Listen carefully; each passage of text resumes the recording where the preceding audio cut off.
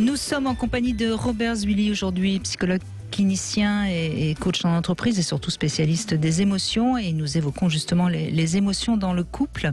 Bonjour Fabienne. Bonjour Brigitte, bonjour Robert. Bonjour Fabienne. Alors vous êtes assez anxieuse, vous, je crois. Oui, moi je suis assez anxieuse. Et vous savez à quelle émotion se rattache l'anxiété ? La trahison. C'est pas une émotion, la trahison. C'est un sentiment. Une blessure. À quelle émotion, à votre avis, se rattache l'anxiété ? À la peur ? Oui, exactement. Et alors, ce qui est intéressant à comprendre dans l'anxiété, Fabienne, c'est que c'est une peur de... on ne sait pas trop quoi, d'ailleurs. C'est une peur qui ne repose pas réellement sur quelque chose. C'est une peur diffuse. Alors, moins que l'angoisse, effectivement, qui est totalement diffuse, l'anxiété, elle repose sur un risque. L'angoisse sur une menace, et l'inquiétude, qui est le premier niveau de sentiment rattaché à la peur, repose sur un danger. Donc le danger génère de l'inquiétude, le risque de l'anxiété et la menace de l'angoisse. Et vous, si vous dites que vous êtes anxieuse, c'est probablement que vous êtes sensible au risque. Au risque de quoi ? Alors, de quoi vous vouliez parler ? Eh bien, moi, je voulais témoigner. C'est vrai que j'ai vécu de certaines trahisons dans le passé. Oui. Et mon compagnon actuel, donc ça fait 5 ans que nous sommes ensemble. Et il entretient une relation cachée avec une ex à lui. Et c'est vrai que chez moi, ça génère me procure, de l'anxiété. Oui, ça génère beaucoup d'anxiété parce que je comprends pas et puis on a beaucoup de mal à en parler, puisque quand on en parle, moi je n'arrive pas à m'exprimer étant donné que je suis submergée par mes émotions. Oui. Et au fond, vous avez terriblement peur qu'il s'en aille, c'est ça ? Ou est-ce que c'est un peu de colère qu'il entretienne quelque chose parallèlement à votre relation ? C'est pas qu'il s'en aille, parce que je suis très bien. J'ai été très longtemps célibataire et je suis très bien célibataire.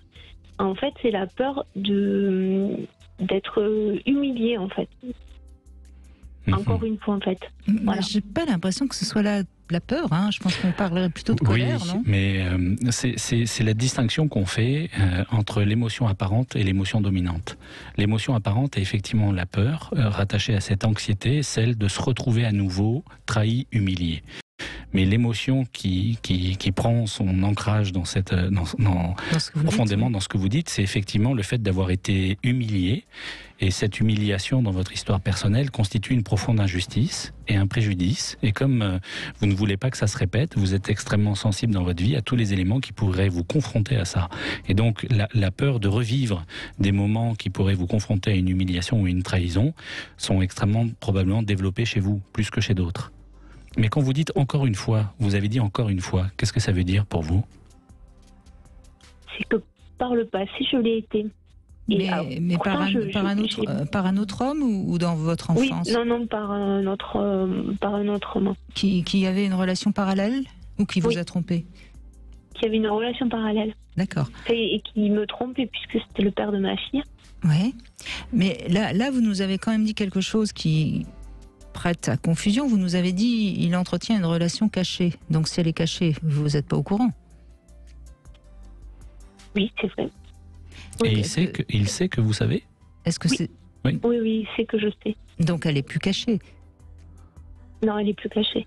Donc pourquoi vous considérez qu'elle est cachée ? Vous voyez, c'est important les mots qu'on dit, parce qu'ils parlent de nous. Je dis ça puisque il y a quelques années, j'ai découvert qu'il entretenait des conversations avec elle. Et donc on en a parlé. Et aujourd'hui, en fait, il entretient toujours ces conversations, mais c'est toujours quand moi je ne suis pas là. C'est une ex, si j'ai bien suivi. C'est une ex, oui. En fait, il a été son amant pendant 6 ans. D'accord. Mais est-ce qu'ils ont encore des relations sexuelles ensemble ? Non. Bon. Donc qu'est-ce qui vous gêne dans le fait qu'il parle encore avec cet ex qui est devenu une amie, visiblement? C'est que il est pas clair. C'est pas, ça n'a pas été ça a mis plusieurs années avant d'être clair. C'est qu'il m'a dit qu'effectivement, quand il était revenu dans sa vie, nous étions déjà ensemble, il avait eu des sentiments qui étaient revenus pour elle. Et que cette personne, il a eu un coup de foudre pour elle quand ils se sont rencontrés. Et qu'il a beaucoup de mal à s'en détacher. Voilà pourquoi j'ai du mal à accepter cette relation. Ben oui, je vois pas pourquoi il vous a raconté tout ça. C'est quand même comme quoi la transparence n'a pas du bon. Hein. Oui, c'est douloureux. Oui, c'est très douloureux. Comment vous faites pour lui faire confiance? J'ai fait une thérapie, j'ai fait de l'hypnose et j'ai fait de l'MDR qui m'a beaucoup aidée. Et lui, qu'est-ce qu'il fait pour que vous ayez confiance en lui? Eh bien, il me parle un peu plus. Il me parle plus quand il a cette personne en ligne, par exemple, il va me le dire. Sans pour autant me dire ce qu'il se raconte ou quoi ou qu'est-ce, mais il va me dire, voilà, j'ai vu telle personne aujourd'hui, voilà. Est-ce que vous lui avez proposé de l'inviter chez vous, de faire sa connaissance? Je suis pas sûre que ce soit une très bonne idée. Moi, je pense, Fabienne, concrètement là, tout de suite, ce qu'il faudrait faire, c'est une sorte de rituel qu'il vous offre ou que vous puissiez faire ensemble quelque chose qui prouve que votre relation est la relation avec laquelle il a envie de continuer dans le futur, pour que vous ayez réellement une preuve concrète qu'il est avec vous et que cette ex n'est pas un danger pour vous. Parce que là, on entend bien, hein, elle représente un danger pour vous, d'où cette anxiété. Et je pense que ce serait pas mal, cette possibilité de créer un rituel.